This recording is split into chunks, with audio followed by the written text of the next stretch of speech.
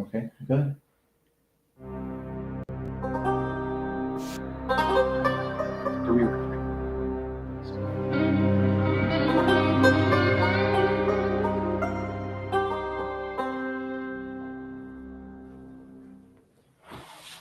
Howdy! Welcome to Rebuilding Hollers, come hell or high waters.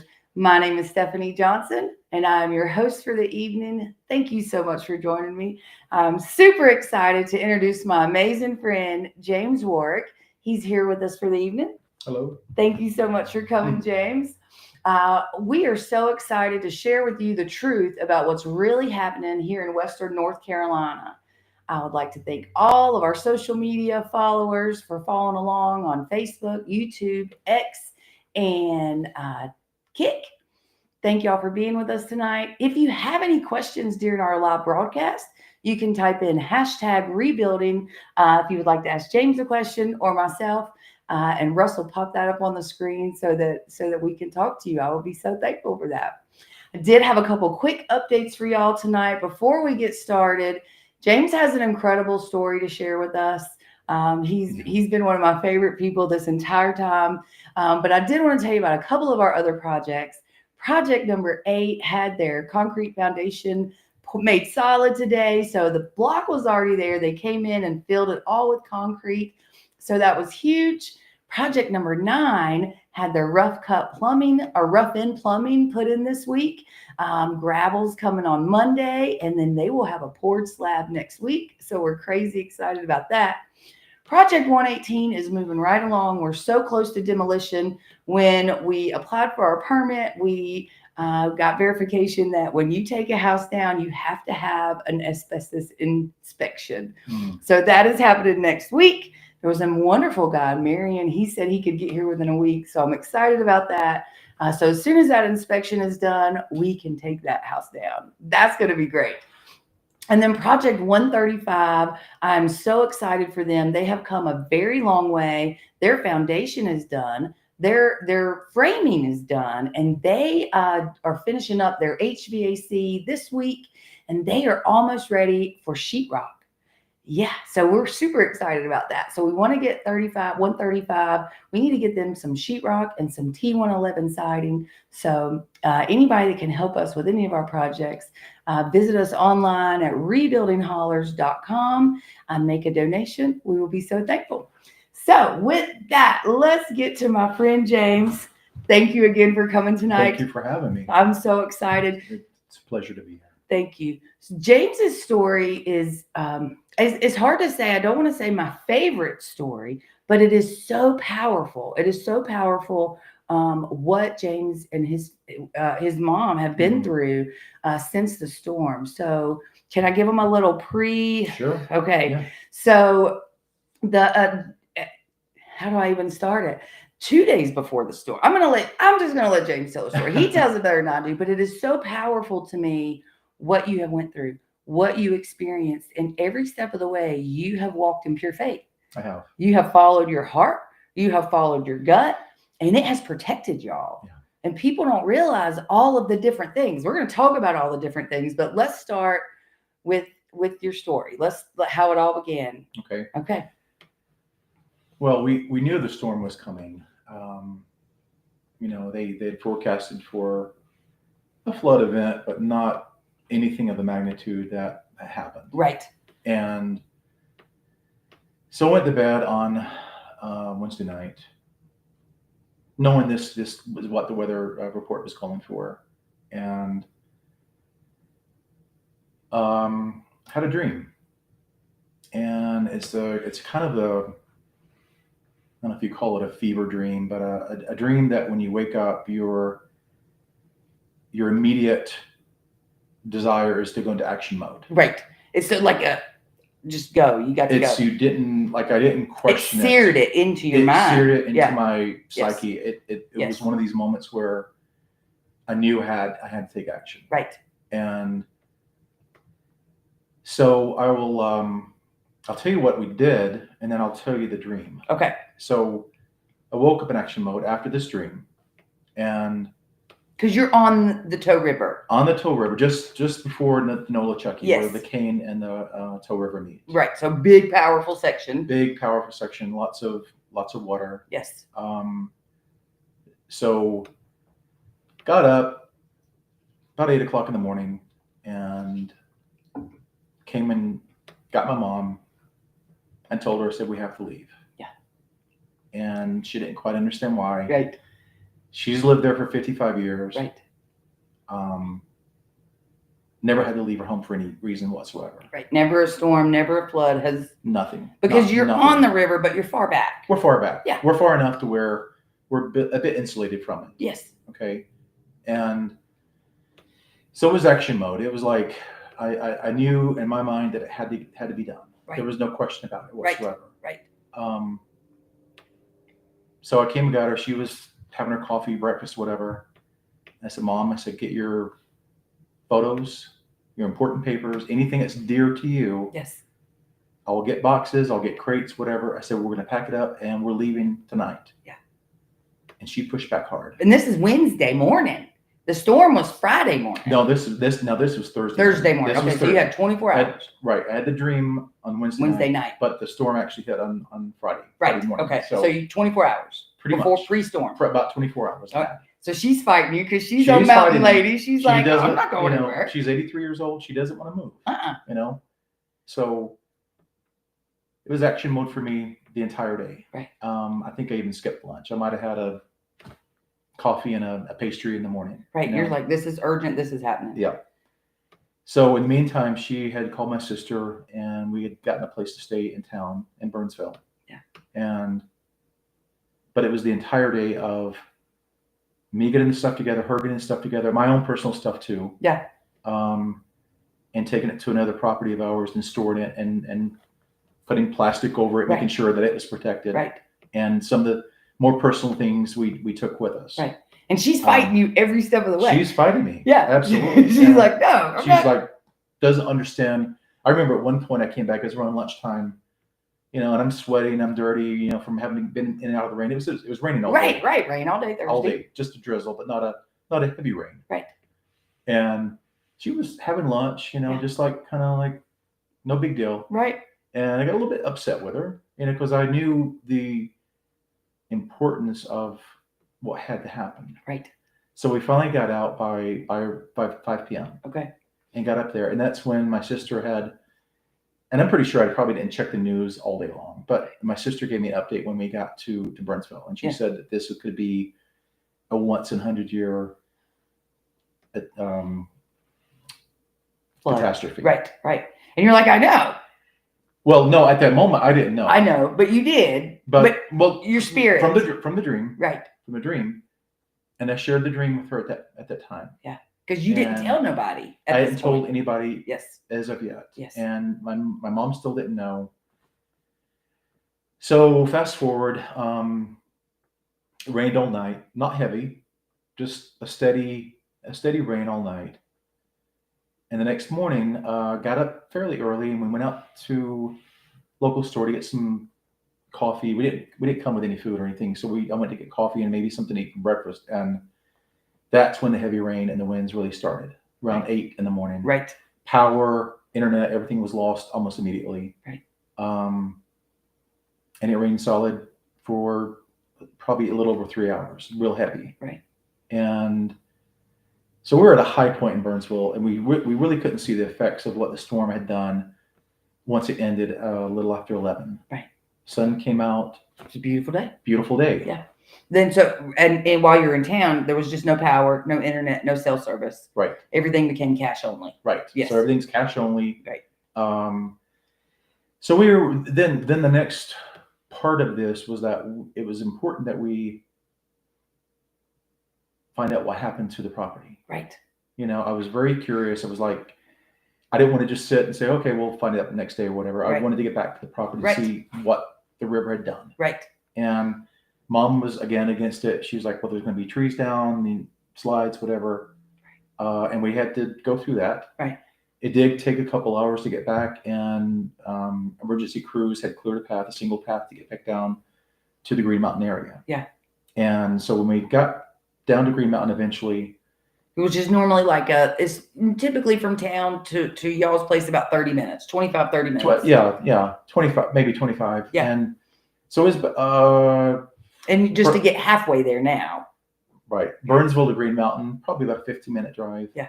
And it took longer than that. There were trees down everywhere, slides. Entire roads missing. Entire road. So we get down to Green Mountain, and that's when it sunk in. And we saw the expanse of the river. And we got out and looked, and that's when I told her my dream. Yeah. I said, Mom, this is why I had to get you out of the house, because this was my dream. So. And you are now standing. I'm sorry, I'm gonna let you go because I get too. I'm just. No. It's okay. So powerful to me. Yeah. Tell it. You tell it. So the dream was, I was with a friend, and we were on a bank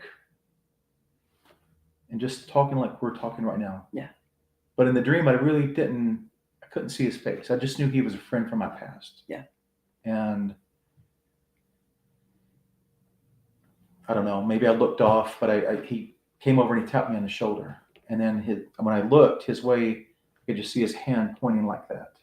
And I followed his hand and his finger, and I looked, and there was just a huge expanse of a body of water. It was a flood, a river, and the water was moving from right to left, and there was a bridge. In the dream, there was a bridge there. Well, if anybody knows the area of Green Mountain, there was a concrete and steel bridge to the left, and the water flows from right to left. Yes. And that was exactly my dream. Where you saw. And that's when I told her, I said, this is why. I said, this was my dream, and this is why I had to get you out of there. Yeah. So it took us 4 days to get back down to the property. We had no idea if the property was still there, the house, the barn, the garage. We started hearing stories about some of our neighbors not making it. And as stories go, we thought, okay, it's just, this is not real. This is just hearsay. Right. People make up fantastical stories during events like this. Right. And in town was very zombie-like. It was, like when we got to town on day 3 or 4, I just remember everybody with their phones trying to get signal, and it was so apocalyptic, like just zombies. Right. People weren't really talking. They were trying to get signal and communicate with the outside world, because we were just trapped. It was bizarre, because Bailey Square was just covered with people walking around, like looking for a signal to try to get out to loved ones. Yes. And I believe it was the 3rd day, we actually did make it to the Blue Ridge Parkway. And once we got on the parkway, there were probably 100 cars with people, and you could actually get out on your cell phone at that point. Wow. So we called, our family. Right. And they were in tears, because a lot of them didn't know what had happened. They didn't see the reports on TV. Right. And they didn't know. They didn't know how we were. No. And nobody knew about anything down by the river. No. So a couple days later, 4 days later, you finally get back to where your place is. Mm-hmm. And that's a devastating story as well. Every part of your story has been it really, not to diminish other areas, because there are a lot of other areas that really got hit hard. Yes. But where I live, it kind of became ground zero in a lot of ways. A lot of ways. There's a railroad track there. There was a bridge. The bridge still stood. It was impassable. Yes. The water went over the bridge, so there were a lot of huge trees on top of it. Right. The railroad track and part of the road was completely washed away. We had to hike down into the property the first week or so, maybe 2 weeks. And that first time you hiked in, people were kind of surprised to see you. Yeah. Yeah. Yeah. So when we got there were still search and recovery guys. There was a Jewish group out of New York. There was a New York Swiftwater Rescue guys were there. And we actually got to meet them at the New Ray Hotel. They were staying there, and they came prior to the storm, and we got to know those guys pretty well. And wow. A bunch of good guys. Yeah. Did a lot of great work while they were here. And there were other search and recovery groups, and the Mitchell County Sheriff's Department was there with a lot of deputies. And So as we walked in, and my mother doesn't do great, walking on uneven ground, Right. and But in her mind, she's still 20, she was. so don't mess with her. That's true. That's true. So we got her down the hill, and walked to the property, and as we approached the house, the sheriff's deputies were like, "Who are you?" Yeah. We said, "We're the Warricks," and that's when they announced to us that, "Oh, we had you on the missing but presumed dead list." So that was that's when you knew how bad. that was a bit of a shock. Yes. Yeah. But it's because of the loss that did occur in your holler. Right. So there were 6 lives lost. There were 6 lives lost. Yes. And basically everybody that was home that night perished in the storm. Yes, everybody that was home. There was one little girl that had stayed at her grandparents', and she survived because of that. Yes. I'm sure if she'd been there, she too would have been gone. Yes. And I don't know the exact circumstances of what happened. We do know that one family did try to drive out, and they got swept away. And the other family, we don't really know how it happened, but they're gone. It's been tough. It's been tough back there. So you find out all of your neighbors are gone. Mm. Some of the houses are destroyed. Yeah. And your house was still standing. Still standing. But had a lot of water in it. A lot of water. I think we measured it at one point, I believe, with the basement and the first floor, the main level, is about 17 feet total. 17 feet of water. Yeah. Basement's completely submerged. And then 7-8 feet about in the main level. 6.5 to 7 feet in the main level. Because I know when I stand in your house, it's way over my head. I'm 6'2", yeah. and it's over my head. Yeah.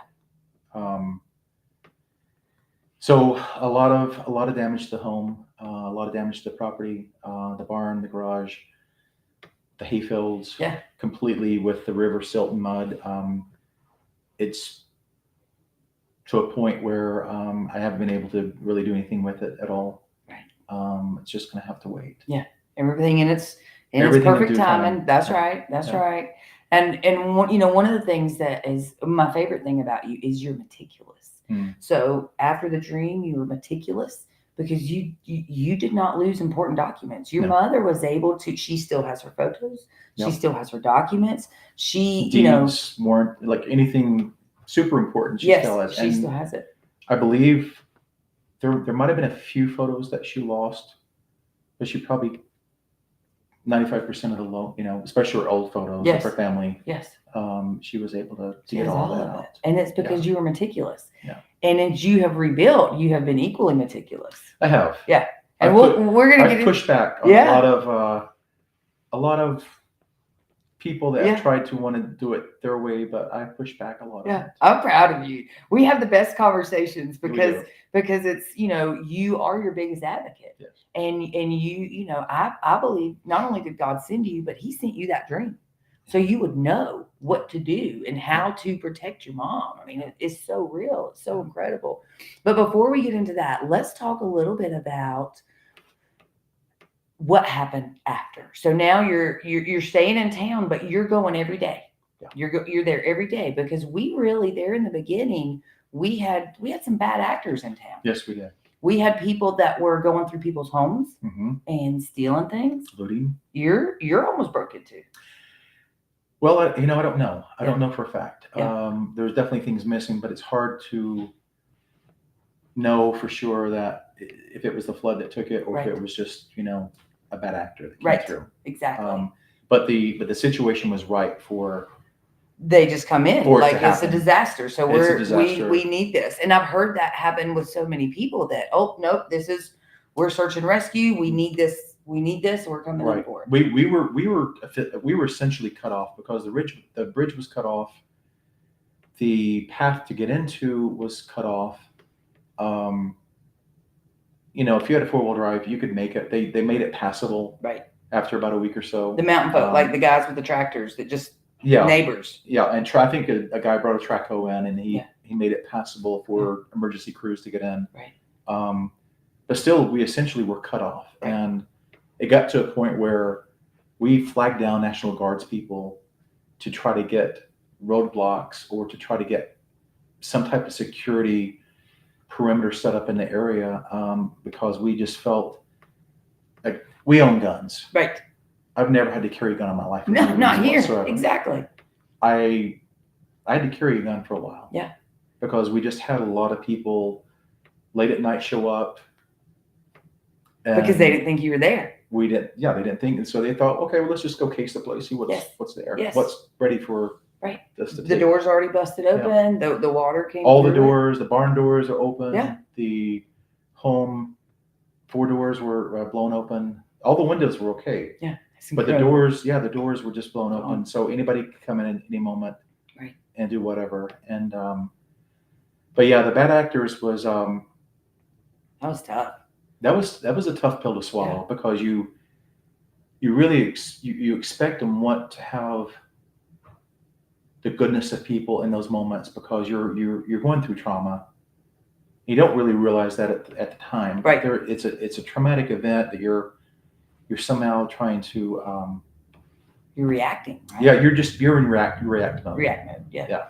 And for the helicopters here were pretty incredible. I Yeah. mean, it was like a war zone, Yeah. literally and figuratively, because everything that we know is destroyed. Yeah. And then you have helicopters.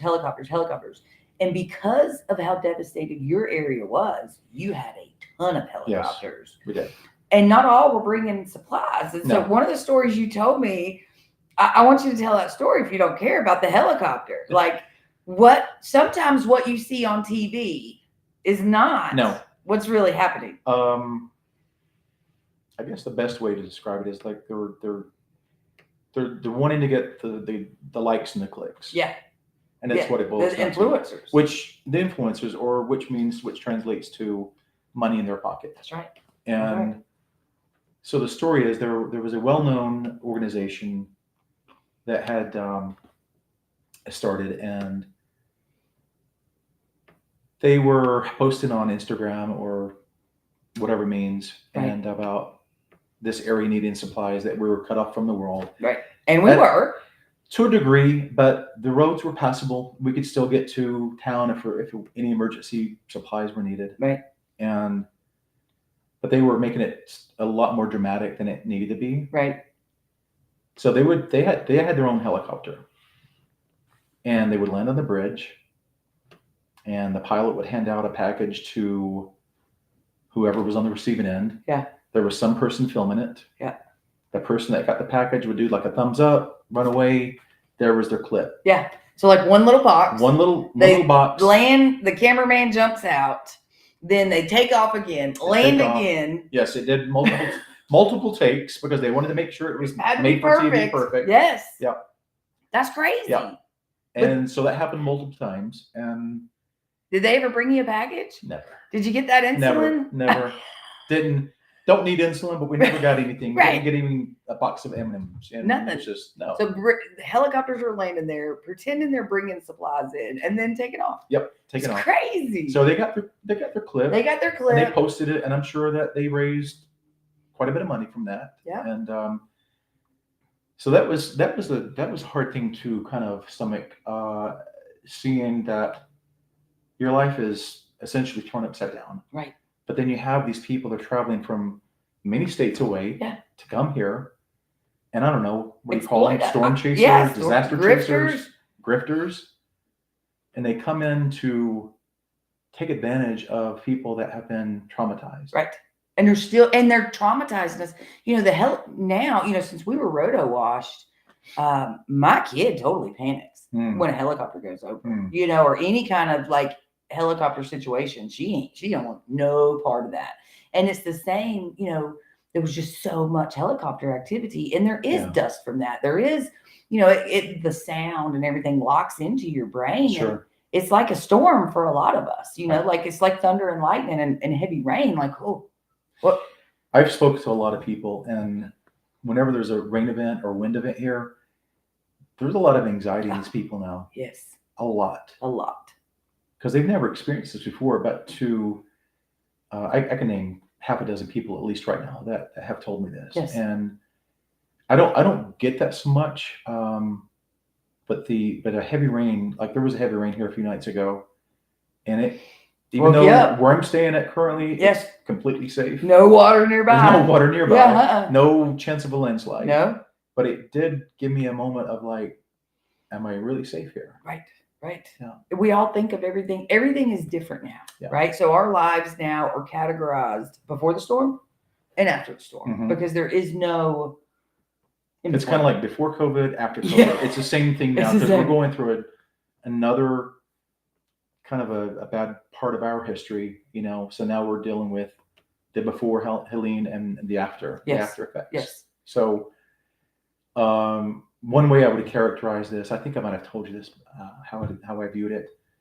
So I told Mom, and probably the weeks right after the flood, when there was rescue guys, police vehicles, side-by-sides galore. I believe these guys were the COVID preppers that came out of the woodwork.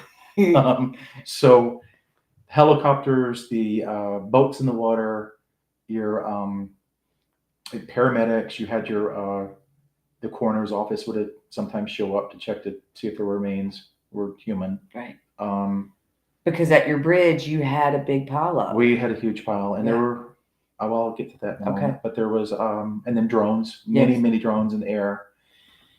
So I told Mom one day we were down there, and we had some really wonderful people from Tennessee that came over from Redeemer Church, and I believe it's Faith Church in Gray and Johnson City. Yeah. And they really were by our side in the beginning, and really created some good friendships there with them. That's awesome. But I jokingly told Mom, I said, Mom, I think what happened is I think we died. I said, we don't realize it yet. Yes. But somehow we woke up in a Mad Max movie set. Right. Because of just the chaos of the moment. Right. I mean, it really felt like a third world country. Right. What I feel like it would be like to be in one. Because you were in a Sleepy Holler. Yeah. You know, I've listed property, you know, I mean, that's what I did before the storm. And so this area is back there. This is not, you know, people, if you're not going back to Poplar, you're not going through there, you know, and nobody really goes to Poplar unless you live in Poplar. Right. Or if you're a realtor and you're listed in Poplar, you know, I mean, and so it went from so peaceful, so calm to insanity. Yeah. Just overnight. Yeah. And then some of these, you know, the search and rescue teams were not search and rescue teams. No. That is something that we haven't talked about a lot because it's really strange how all that's come out. And we know a lot of people are under investigation now for what they've done here. But they were coming. They had the dogs. Yep. They had the gear. They had it on their trucks. They had the cute little hats that said SAR. SAR, yeah. We didn't know. I didn't even know what SAR was. I'm like, what is SAR? I don't know who you are. And they're down in the river. They're down going through debris and doing all these things. And with their phones, taking so many pictures, so many reels. Yep. And of course, later they would go and post this. Yep. I need money to feed my dog. Absolutely. I need money. The police aren't responding. Right. I mean, like, we must protect this community. Yes. Yeah. They don't know how to do it. And even as far as they were carrying big guns. Yeah. They had ARs. They had long rifles. Yes. Yeah. And they would stop you. Yep. And be like, what are you doing here? Yep. Like, well, we live here. What are you doing here? Yep. Right? Who are you? And so it was very militant. So that's why you were talking to the National Guard. Like, can you help us? Can you get these crazy people out of here? We didn't know. These people came, I don't know where they're from. I think a few were from Arkansas, you know, maybe northern Florida, possibly Georgia. Yeah, they just showed up. Yeah. They squatted on property that wasn't their own. I remember that. And they set up kind of like a camp, semi checkpoints for traffic. If a car didn't look like it belonged here, they would stop them. They'd question them. And they weren't part of anything. Yeah. Like they weren't part of the sheriff's office. No. They weren't they just came and found vacant land and set up camp. Right. All for the sole purpose of creating a situation to where they could ingratiate and make some money. Yeah. to make money. Yeah, and we didn't know any of that at the time. No, we didn't. I had no idea No. how much I money. didn't know this existed. No, I know didn't this either. was a thing. No, but it's a big thing. It is a big thing. It's a big thing that we. And I'd be a little bit shocked if I heard, not shocked, but probably that these flood events, like the one in Texas, just happened. That some of these same people don't show up there. They're posting online. They're posting online that they're going. Yeah. So can you share this and help us raise money? We need this. We got to feed our dogs. I mean, it's already out there. That's pitiful. And now I did talk to so one of the organizations that helped us that was fantastic was Chainsaws for Christ. Mm-hmm. They're legitimate. They have national and international certifications. And he called me actually today, and I said, "So you're going out there?" And he said, "Yes." And they put him through the ringer, right? So it says on their website, "Do not come." So Wow. so Texas got it going on. Do not come here unless you've been approved. Well, you do know that in Texas they have signs about every 10 miles on the highways that don't mess with Texas. That's right. Well, so I'm not surprised. I mean, that was my first response is, oh God, I hope they don't do to them what they did to us. Because in the middle of devastation, when you see this cons coming, yeah. and then, but because you need help, I mean, it's just so crazy because we don't want to talk about the cons to put down the incredible volunteers. Mm-hmm. You know, we've had so many amazing people Sure. come and help us Absolutely. that we needed. We're Yep. so thankful for them. But I think the dark side of it is there was so much corruption too. There Absolutely. was so much fundraising that never got to us. Right. So many things that, like, you know, there's some organizations I know they raised $1.5 million of us in the first 48 hours. Yeah. And $5 million on us in the first week, landing helicopters like what you saw. And I'm like, do you know what I could do with that money? Do you know how many houses I could fix and build with that money? It makes me so mad. A tremendous amount. A tremendous amount. I mean, you know, it's enough money for them to buy maybe a second helicopter. Yeah. You know. Yeah. They didn't even buy the first one. They rented it out of the geez. coast of North Carolina. Oh my God. Because I got pictures of it and I tracked that sucker down. Wow. They paid a photography helicopter to come out of the coast of North Carolina down by Pinehurst and fly here and get the I footage. didn't realize that. Yeah. Oh, it makes me so mad. It makes me so mad. But so let's so we've gotten through, we talked about the SAR people because that was tough. Mm-hmm. That was very tough. And we want the Texas people to be okay. We know, I know I was telling you. We do, absolutely. So my friend Brent, he had to send all his certifications. Like, it was a serious process for him to offer assistance, verify who he was. Now you may arrive on this day. Wow. And they do need him there. Well, that's fantastic. Yeah. So they're, it seems like maybe they're a bit more organized. Yes. With But I would say, yeah. you know, like Florida, Texas, places that deal with this kind of stuff, because Right. they have hurricanes there. Right. They have to have a They plan. have to have it. You would think North Carolina, the state of North Carolina, would have had a plan, because And they should going forward. we have a coast. Yeah. We just here in the mountains have never experienced this before. Right. You know, and I pray we never do again, because it has been It's been horrific. It has been absolutely horrific. It has been a struggle almost every day. Yes. You know, whether you're fighting the cons, Right. you know, whether it be the SAR people Right. or the nonprofits that try, you know, raise money that with no intention of helping anyone or very little Right. help. But just trying to get back to trying to rebuild, Right. trying to all of the steps that it takes, you know, a lot of organizations require quite a bit of paperwork to be involved with them. Yes, you have to have certifications. You have to be bona fide. You do. Yes. And it is, you know, for people out there like that with Helene that's still looking for help, the help's out there. Don't be shy to ask, because right. the resources are there. Right.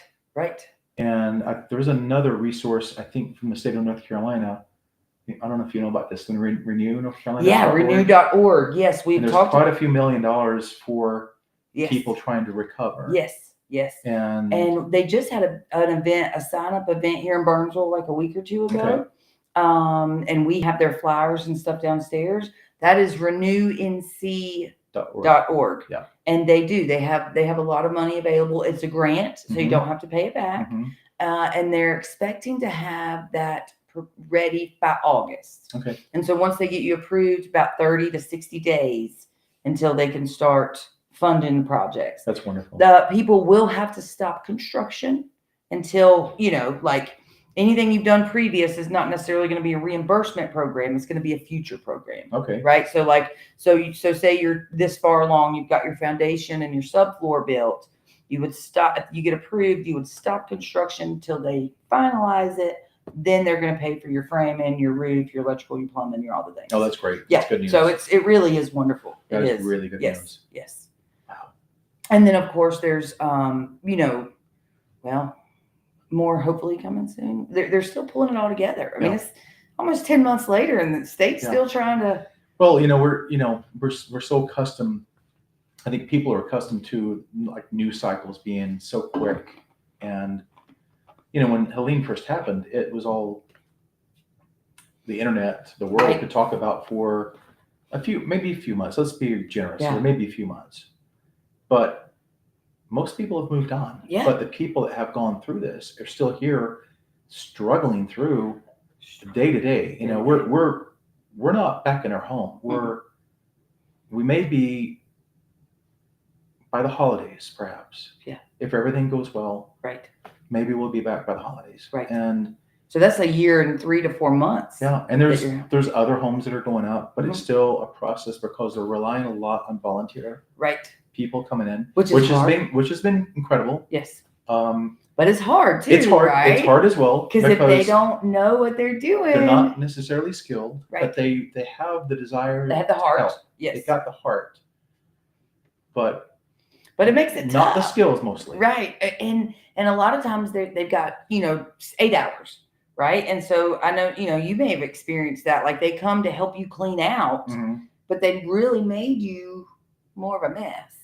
It can happen. Like they have the intention. Yes. But sometimes it does create. You get 30 people at your house. You can't control 30 people, and you can't. There's no way for you to say, "I want to put this here," and you're meticulous. Yeah, a smaller group of people can really get a lot more done. Right.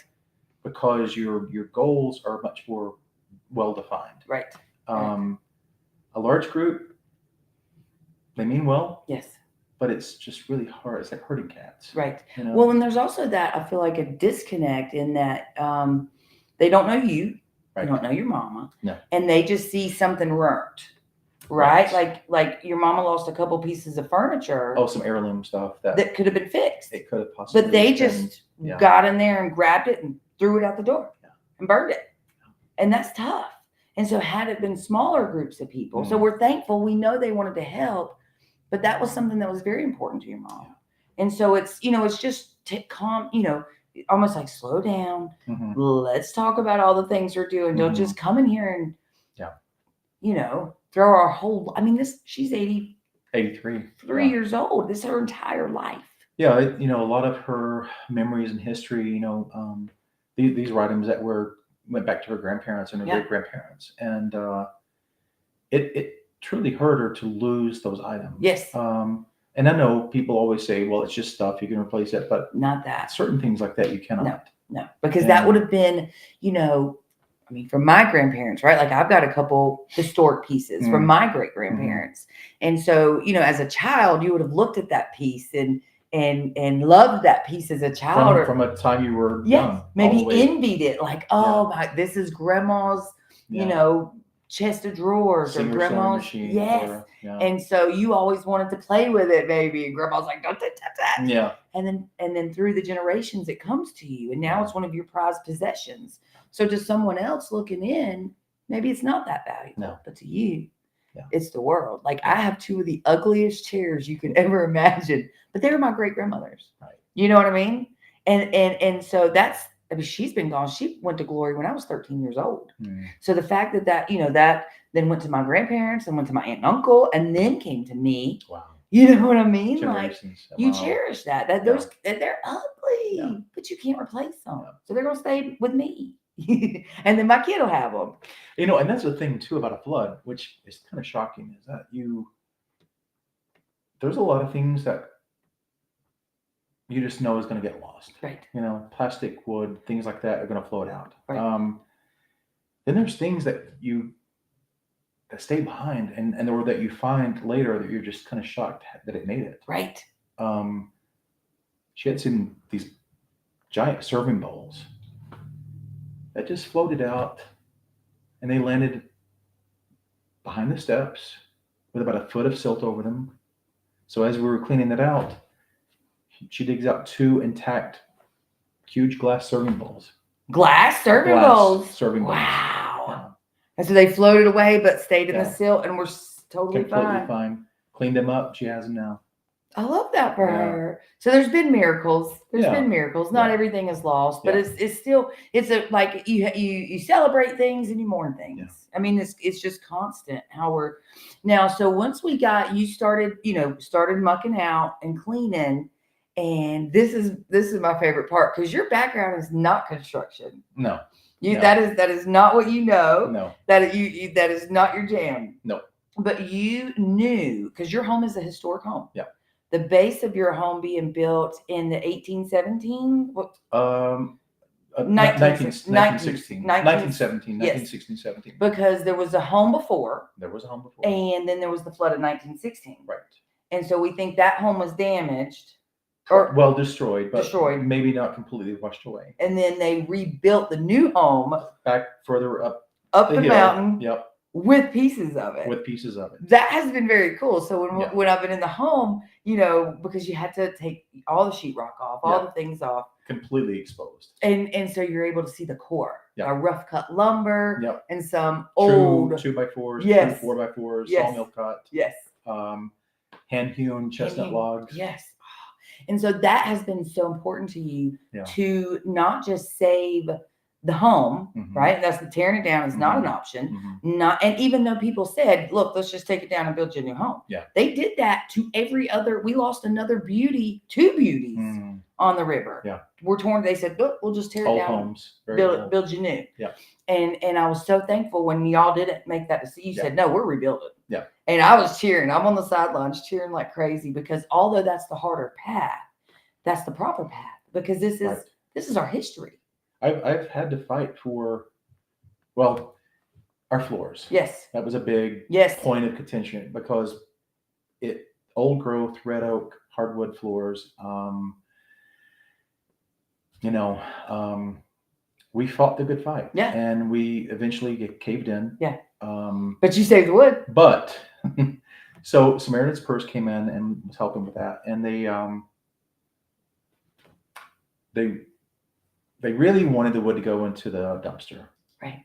But I saved it. Good. I fought them hard on that. I said no. I said this can be planed, this can be treated, this can be planed. Yes. The square head nails can be taken out. Yes. This can be saved Yes. for, if not for us, Yes. For something. somebody. And you have been meticulous about that, meaning, so you went in and you took samples of each piece of sheetrock. I did. You cut out samples. You saved samples of everything. I did. And that way, as you put the house back, you have a sample of before. We know what material were there with the thickness of the sheetrock because we also saved all the trim, Right. the doors and the windows, Right. because it was custom trim. Mm-hmm. And we bundled that. We named what room it came from, Yes. which window, which door. So that's been saved in the Connex. Yes. And in order to get the sheetrock thickness, or if it was beadboard behind it, Right. to get it correct, You I got saved the samples to make sure that we could order the right items, the right product Yes. to have it put back together. Which is, I love that Yeah. because you want your mom back in her home. Yeah. And she wants her home back the way it was. The way it was. And that is of most importance because this is a historic home. It is was historic built home. in 1917. Mhm. It's well over 100 years old. Mhm. You did have an addition, but the Mhm. core of the house, the main Right. house is over 100 years old.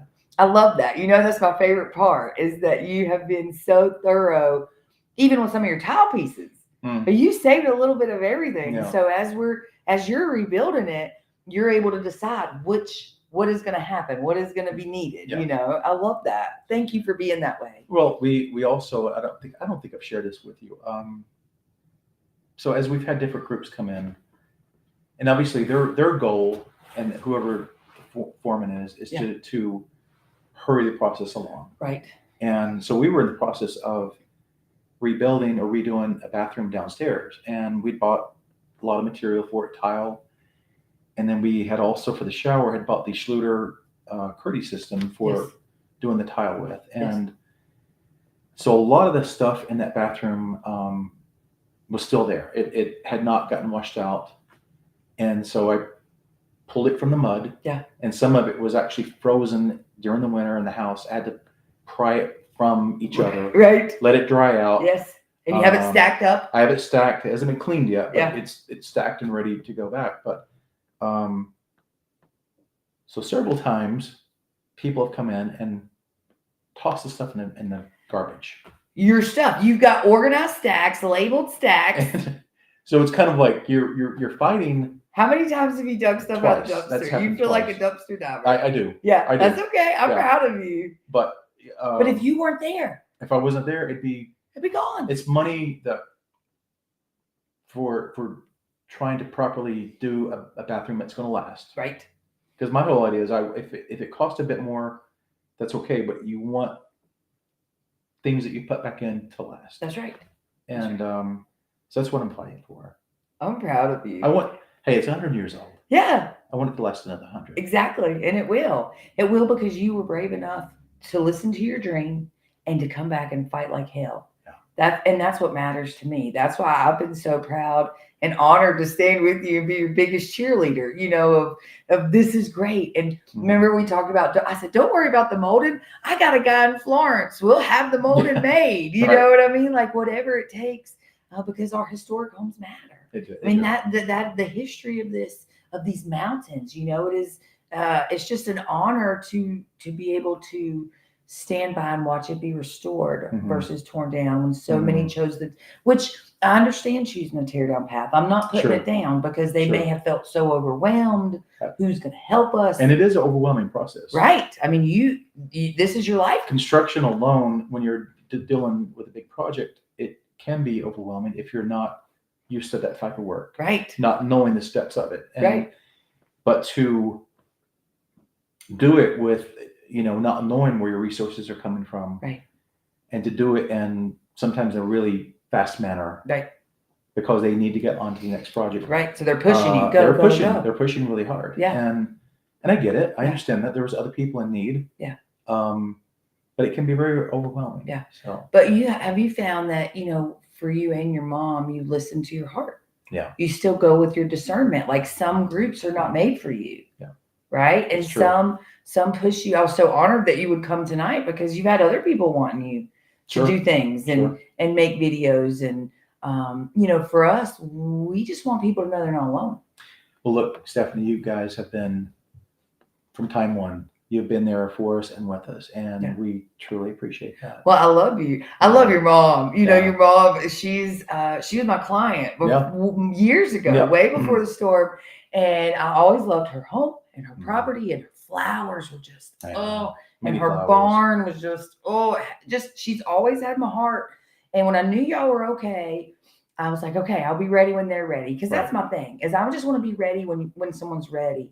But I've always wanted to be like her, because she's tough. Yeah, she is. I mean, she's tough. She is. And I'll never forget, in real estate. So this is way before the storm, and I'm her realtor, and I thought, I want to be just like her when I grow up. You know what I mean? She's not taking no junk. Yeah. She's gonna fight. She knows what she's worth, and that's what she wants. Yep. And I love that about her, and I love that about you, that you have, you have stood firm, not knowing where materials are going to come from, not knowing who's coming on your property. And that's been tough, because you really have been unintentional in yours, but there's been a lot of action around you. There's been a lot of scamming around you. Yeah. There's been a lot of scary stuff going on around you. There has been. Yeah. I'm so proud of you for carrying a gun. Yeah. I love guns. Yeah. I mean, for protection purposes, Sure. I just think for defense. Yeah. Not an offensive. No, it's just saying, well, people's opinion changes a little bit when they walk up on you and you're open carrying. Yeah. They're like, maybe I'm not going to mess with that guy. Yeah, maybe I'm not going to case this place out. Yeah, maybe this isn't the place for me. Right. So it's very much says, this is mine, and I'm here to protect it. And it's the second thing they wrote. You know what I mean? We have the right to defend ourselves and our property, because it's the second thing they wrote. You're right. You're absolutely right. So right. I'm just so proud of you. I am. I know that every step y'all have taken, I feel like you have been guided and you have protected you and your mom and your the property. I mean, it has just all been so. Well, you know, another thing is that as we have gone through this rebuild process, I had hoped that it would provide encouragement for people in our area Yes.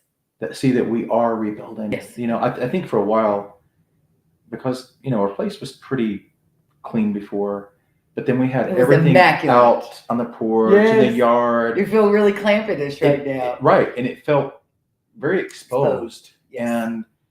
But I'm sure people that were not used to seeing the property that came through and saw it, it's like, wow, it's pretty bad over there. And they're, you know, are they going to rebuild? Like, what are they going to do? But I'm hoping that we can be a source of inspiration for people Yes. that are on the fence about whether they want to rebuild, they want to stay. Right. You know, that maybe they'll say, well, those guys are doing it. They're doing it, and I can do it. And you know, we do. We have here in Yancey County over 300 families in RVs or in rental homes that are not in their home. So you are not alone in your rebuild efforts, but you are so far ahead of so many others. And so that's that's why we do the podcast. That's why I want people to know they're not alone. Right. Our stories are, you know, we are one community sticking together to help each other rebuild. Yes. And I think that's a big part of what's going on. So I think what I would like to say to people is don't lose hope. Yes. Because we've had some dark days. Yes. And we're almost a year. The people still are there. The resources are there. And don't give up hope. Keep striving. Yes. Like, stay focused on your goal. If your goal is to rebuild your house, stay focused on that. Yes. If it's to get something entirely different, stay focused on that. It will come. It will happen for them. And you are your biggest advocate. Yeah. That's what I tell everybody all the time. Right. Like, you know, when we've talked sometimes and you're like, Steph, they did this. I'm like, you are your biggest advocate. Fight them. Yep. Fight them. If you're here to help me, help me. Don't not help me. You know, but this is still don't stall progress. Yes, this is still your property. You pick who you're going to allow on it. You pick who you're not going to allow on it. Don't ever let anybody push you around. You know, you're the boss. Yep. We talk about that all the time. I tell you, Mom, she's like, I know I'm the boss. Okay. So so we know, you know, we talked about a little bit about Texas, a lot going on. Right. Rebuilding Hollers is committed to Yancey and Mitchell County only in all of Western North Carolina. So we certainly are not leaving to go to Texas. So I mean, Yancey was one of the worst hit per the worst, yes, of the 26 or 27 counties here. Yeah, we had over 7,000 structures damaged or destroyed, over 200 landslides. Wow. I mean, Yancey County has just been annihilated. Right. But Mitchell as well, especially along, you know, along the toe, along the cane. You know, there's different sections that were just so destroyed. But my commitment is here, and I've always promised people I'm not leaving and going to somebody else's disaster. No, that's not an option for me. No. I will send resources. That's not who you are. It's not. I'm addicted here. You know, this is your community. This is my community. These are my rebuild it stronger. I do. Yeah. But we also are praying so hard for Texas. Yes, we are. And we want, you know, if anybody in Texas is watching this evening or were to come across, is there anything that you feel like you would like to tell them about? Hey, this is if you are experiencing this or your family's experiencing this, kind of give some insight into. I mean, you were in the nuclear bomb drop of what happened here, you know. So what is there anything you would like to share with them and say, these are my feelings, or what I wish I could have done different, or I'm so thankful I did this? Well, I can't really speak to families that have lost loved ones. Right. Because even though I lost neighbors, you know, and it breaks my heart to know, especially about all the kids that have gone. I have a young daughter.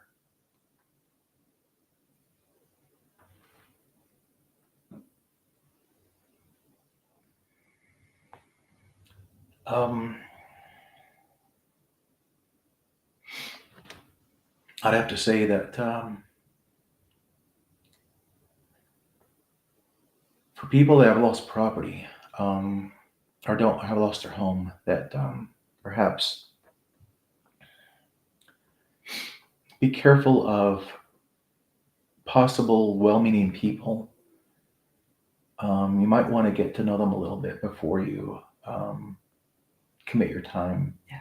And you can also do a little search of backgrounds, and if you're having to muck a property, whatever, be present. Yeah. Be present in that process. Don't just. I wish we could have been a little bit more present in our situation. Right. And maybe Mom wouldn't have lost So much more than what the flood took. Right. And I believe that there's going to be a lot of resources come through for Texas. Yes. It's I've getting. heard they've already so it's like one county, and I think over $1 billion has been raised by the county. That's incredible. They got it going on. They got it figured out as far as county. Right. You know what I mean? Like their reaction is totally different than how our reaction was, our county reaction, but total different states. But yes, sorry, keep going. Yeah, but I think that the resources will be there, Yes. but just protect your land and protect your property, because there's going to be good and bad situations and everything, good and bad people. Yeah. And these bad actors will find a situation to help themselves, and just be wary of them. Yeah. We had a lot of people show up on our property initially with heavily armed. Yeah. Heavily armed. And a lot of times you get close to them and they're liquored up. And they had a tendency to want to spend a little bit of time doing the search and rescue, but most of the other time camping out, drinking. Partying, and like, oh, this is a fun little event to attend. And that's not what this community that suffered needs. Huge losses. And most people here don't drink. Right? Like I think the liquor store did the best it ever did in the first couple weeks, because like in Rose's parking lot, so many of them, they were going to the liquor store, and that's not normal here. No. They don't realize that's what made them stand out. Yeah. Like here, if you live in Yancey County and you drink, you got to go to Mitchell County to buy it. And if you live in Mitchell County, you got to go to Yancey County to buy it. That's what I've been told. No, nobody lives in Yancey buys liquor in Yancey County. And same with Mitchell. They go vice versa. Yeah. And that was so hard. Like you're carrying huge guns. You're dressed like you're bona fide, and you're so liquored up. Well, a lot of these guys, I believe, are potentially former military, and maybe they're reliving their glory days, and they're trying to create like paramilitary situations. Or maybe they were military rejects. Or it could be that. But I'm hoping this doesn't happen in Texas. I hope that Texas is more wise to this situation. Now, I have to say that our sheriffs, they reacted quickly. They're the best. And they got rid of some bad actors pretty quick. And both Yancey and Mitchell were on it. They were. And I've talked about this before. So Shane Hilliard, which is our sheriff in Yancey County, he's my hero. He's a good guy. His response, his everything has been to me. He has been on it, trying to protect his community, and in the midst of his own devastation of his parents' home and his aunt's home and his grandma's home, everybody just lost everything. And yet he took care of us too. He took care of the whole county. Mitchell County's the same way. Even worse, that Mitchell County had these influencers on TikTok making these crazy videos saying that the Mitchell County's stealing generators from the community and doing all these things. And so all of a sudden, our own sheriffs are being attacked. Our county commissioners are being attacked online, getting death threats. I mean, it was crazy. What Mitchell, now Yancey didn't have any of those issues, but Shane wasn't playing, but you couldn't. I mean, how was they to know that this is some TikTok guru who is a nobody? In their own mind, they're an influencer, but the reality is they're nobody. Right. And so they have figured out a way to make a living off of the internet and make a video squalling, very much like what happened on the bridge with the helicopter, and get all this clicks, all this money, everybody's watching it, and then everybody's attacking the sheriff's office. And so I would also say, don't listen to the TikTokers. Don't listen, get verified information, because a sheriff's job, they are sworn. I mean, they're sworn to their community, right? They take a sworn oath to protect their citizens. To serve and protect. Yeah, they're not going to steal generators. No, I don't think it's in their best interest to do that. No, I mean, they're the ones trying to get it to people. They're the ones that didn't sleep for weeks at a time, worried about their community. Well, and then you have the people that take advantage of this situation where, they'll go to multiple fire departments and take the generators that they may or may not need, but I couldn't imagine you using more than one generator. And, other families that could possibly have benefited from having a generator didn't have that opportunity, or it took them a lot longer to get to it. We found a guy, and God always does stuff, right? I mean, you can't fool God. I mean, he's going to know, and he's going to figure out the craziest way to tell on you. So back when we were still in the parking lot, but we were actually in the Dollar General, people could put an online order, right? So it's kind of like an Amazon buggy. So people would go in and tell us what they needed. We'd pull the order, they would come pick it up. So this guy had sent in, it was his first and only order, but it was a big order. It was very unusual for the things he was asking for. And it was taking up a lot of space in our pickup line, right? In our pickup area. And we were putting out 50 to 80 orders a day. So we didn't have time for this big space. And so one of our friends was making deliveries. And I said, would you just take this to this guy? You're going to be on that side of the county. Will you just take it to him? And he said, yes. We filled up his truck with the order. He takes it to the guy, goes up. This guy's got 5 RVs and over 25 generators. Jeez, God. Stacked on his property. Yeah. You haven't told me that story. Yeah. That's incredible. Oh, I got so many. The stuff I've seen. Did he refuse? Did he refuse the drop off? Or? Oh, he was freaking out. But then the driver left, and I mean, he dropped off the supplies. I mean, he didn't want to whatever. Right. So he dropped off the supplies, and then he called us, right? And so then we called the sheriff to say, hey, this guy, this guy has, that's theft. You don't need 25 generators. Oh, you don't need 5. He's hoarding them just for and profit, his house was fine. Yeah, his house. So, but he called him. He got himself busted because he made that ridiculous. If he'd have just made a gentle, small order like everybody else, it could have sat there in the pickup line for 48 hours, and we'd have never thought anything of it. But because it was big and it was in our way, we sent it to him, and he got busted. So everything does have a way of. That's incredible. And for me, it's got to be like, we give differently than most, right? So a lot of people have all these rules and regulations. At Rebuilding Hollers, I feel very much like you get one chance with mountain folk, okay? Yeah. You get one chance. And if you screw that chance up, they're never going to let you help them again. Yeah. And so for me, I can't be difficult, and I can't be any other way other than pure love, because if I mess up with one, they'll never give me another chance. And if I'm trying to protect the stuff from a scammer, and in doing that, I screw up my one chance with someone that really needs it, that's not worth it to me. Right. Because God is going to find a way. Right. You know what I mean? Just like that one scammer got him busted, and so you have to. For me, I have to give like that. Of course, now as we've evolved into rebuilding, we are very much, we go out to we go out to job sites, and we're really much more deeply involved in all of our projects. So we're out of that kind of distribution. But all right. Well, another thing I could talk about, maybe just a point, FEMA gets a really bad rap. Yeah. And it's difficult. They're difficult to deal with because they're such a big organization. Yes. There is help, or at least for us, there was help through that. Right. But you can't, government organizations is not going to make you whole again. Right. There's going to be a percentage of help that's coming from them, but you can't rely on just one to bring you through, to make you somewhat whole again. Right. That's where you step in. Yeah. And not just us. There's so many there are other us. Really wonderful groups out there. Yes.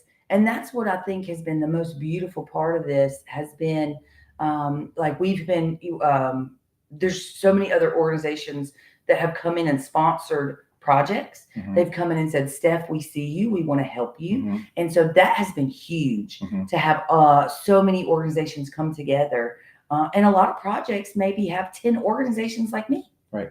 And that's a big deal. Right. You know, I mean, they're not going to cheer and jump up and down like I do. Right. But they're going to be there. You're the big cheerleader. I'm the big cheerleader. But Yeah. because sometimes we just need that reminder, right? Don't give up. Right. Don't stop moving. I got you. Right. You know, we keep going. And just like with the Samaritan's Purse, you Yes. know, they're doing a lot of really wonderful things Yes. in this community, and they're projected to be here from 3 to 5 years. Yes. And at the same time, you can't. And I personally would feel bad about just allowing them to take the project and do all of it. Right. Because that's somebody's money that was Right. donated at some Right. point. Right. And, you know, you've helped a tremendous amount. Well, we spread it out. And you spread it out. Yes. And it's most important to me. So some of the big guys may not have an appreciation for the historic home. Right. And for me, they're incredible. It matters. You know, it matters. It matters so much. It Yeah. matters for me to see everybody moving forward. And where some organizations may only pay for the basics, well, that's okay because they covered this big portion of other stuff. Right. I can spend a little more on the good stuff. Right. You know, And to stuff make that matters to the homeowner. Exactly. Because you are your biggest advocate. Yeah. And in the end, I want you to have what you want. Right. You know, I mean, it matters to be whole again. Mhm. And it matters to be whole again at a level where you want it to be. Yeah. You know? And there's also another aspect to this that as you go through this process, you know, the rebuild of it is in a way therapeutic. Yes.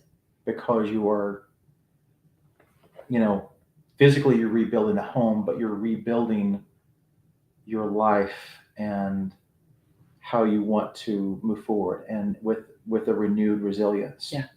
Because it does take a lot of strength to get through something Yes. like this. Yeah, we have to be hell bent. Yeah. I mean, that's the thing, right? And not everybody wants to. Yeah. And so that's another part of for me being an advocate for our community is if people want to stay and they want to rebuild, but they fell through the cracks for FEMA, or they fell through the cracks for Samaritan's Purse, or no matter the cracks, I don't want them to be alone. Right. I don't want them to feel like there's nobody there that cares, Right. because I care very much. I may not have known them before the storm. I did have someone say yesterday, which it kind of blew my mind. I was a little surprised. We were at an early project, a project we've been helping, and she was giggling at me. She said, Steph, you know what so-and-so said about you? And I said, what? She said, they said you only help rich people. Oh. I said, you know, that don't even make sense, because people have money. Uh-huh. They're already rebuilt. Right. And they've always are. I mean, they were immediately when the storm was over, people that had a ton of money. They're not going to go to Samaritan's Purse or rebuilding Hollers, No. or they're going to do it on their own. They're already done. Yeah, They're okay. already done. They're They're okay. okay. Like one of my buddies, he spent like $150,000 fixing his fields. And I was like, cool, friend, amen. Because Wow. but people, so for us, it's about people, they need support. But Mhm. you're talking, when you lose your entire home, you've lost your whole barn, Mhm. you've lost every tool that you ever had. Mhm. You cannot rebuild without a tool, right? You can't, just like, with the fish, you feed a man a fish. Mhm. What have you taught him? But you give him a fishing pole. Same with the tools. Yeah. You got to have tools. I lost a lot. You know what I personally. mean? Yeah. So it's like we've got to meet people where they are. So if anybody out there is telling y'all that I only help rich people, I don't even know rich That's people. not true. That's not true. I don't even know rich people. That's crazy. I did find that funny. It made me laugh. I thought, oh, okay. I guess they haven't hung out in my office for 2 days or 24 hours or 10 minutes. I mean, Wow. we're just the Hollers. Yeah. Everybody's been calling us the Hollers. That's our kind of new local, Yeah. Go down to the Hollers, get the tools you need. Because it's so expensive. You try to start replacing tools, you've had to replace your car, had to replace your tools, got to replace your house. I mean, people work their whole lives. They're retired. They're on a fixed income and everything's gone. Yeah. Well, there's nothing rich about that. Yeah. We got to help each other. Well, I usually mow quite a bit in the summer, and riding lawnmower have to. Yeah. So now I had to go buy a push mower. It's been tough. Yeah. And there's still some mowing to do. Yeah. And I've had a lot of other stuff I had to let slide. Right. But you're gonna get it back, though. I think I think maybe my mower might be salvageable. And Yeah. I'll I know some know guys that soon. can work on it. I'll Okay. know soon. Okay. Okay. We get on a trailer. We'll haul Yeah. it to them. Be like, fix Yeah. this. That'll be great. There's actually a guy right down the street that would Okay. love to work on it All right, for good. you. Yeah. I'll hook you up. I got with all him. the parts for it. Okay. You know, I got the guy. Yeah. So that's how we do it.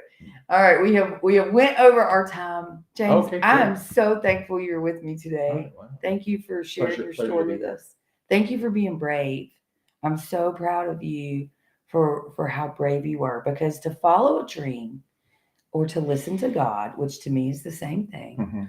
is nearly impossible, you know? And I'm so proud of you for doing that. Well, I'll end my thought on this is that even though the person that I thought the dream, that was in the dream, in retrospect, looking back, I know that to be God. Yeah. I know the person tapped me on the shoulder. That was God.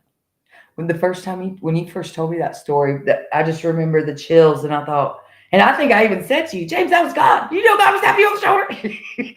Because I know. And it's so hard to walk in pure faith like that. Yeah. Because everybody was like, why are you doing, it's going to be fine. And that's why you had to wait and tell them this is why we're doing all this. I felt But you were right. I felt a bit embarrassed, Yes. to maybe to announce to people about that. Yeah. And but and looking back, you're right. And I'm proud of you. I will forever be so proud. And that helps us know, and all of America to know, and our followers to know, listen to your heart. Absolutely. Listen to, God has a way of touching you. And you're right. A searing dream, when you wake up and you can't think of anything else, that is a very clear message. I mean, my heart was beat down on my chest when I woke up. Yeah. And then it was one of those dreams. I wouldn't call it a horror dream, but when you're compelled, when you have a situation where you feel compelled like that, yes, act on it. Act on it. Listen to that. That's right. That's right. So, is there anything else you would like to leave our viewers with tonight? Like for people in Texas, there's hope. It's tragic what has occurred there, and it's not going to be the last one. Yeah, there will be more. Unfortunately, but there are good people. There are bad actors, but I would hope that you'd pray to God for wisdom and discernment. Yes. To try to help you in your recovery effort and your path forward. Yeah, I agree. Thank you. You're my favorite. I'm cheering like crazy. I'm so excited about your future. I'm so excited about getting your mom home too. It's going to be great. Yeah, I believe in it. Yeah. All right, my friends, we have burned our hour. We've had such a great conversation. Oh, yeah. Thank y'all so much for joining us tonight. Don't forget about us. I know it's Jeremiah. hard. I see Jeremiah. Yeah, Jeremiah's in there. Jeremiah's always with us. He's the best. He will not. I'd love to have him down there. Yeah, he's so excited. Yeah. He's so excited. He's Yeah. the best. So thank y'all. Thank you for joining us. Please don't forget about us. Please remember we have 525 projects at this time, 54 of them being total rebuilds. And so if you follow along with us on the social media, on YouTube, on our website, you can make donations. You can come to town. I will take you all around so you can see our projects, see the progress we're making, and how long we have to go. Because I know that together we can do anything, and it's still going to help. It's going to take all of America to help us continue rebuilding. So, as always, thank you so much for loving me. Thank you so much for loving my community. I'll see y'all later. The hardest part isn't the knowing. It isn't knowing everything that you have to do to get everything back right. The hardest part are the memories. Knowing exactly how it used to look before the storm. That's the hardest part.